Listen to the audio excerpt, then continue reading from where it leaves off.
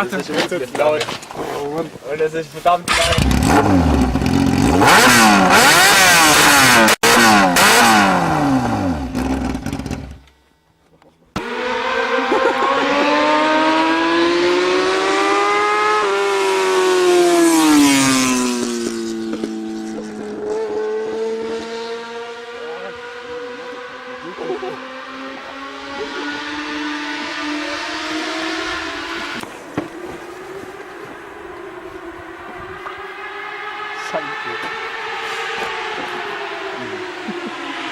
Ja, das will ich halt nicht.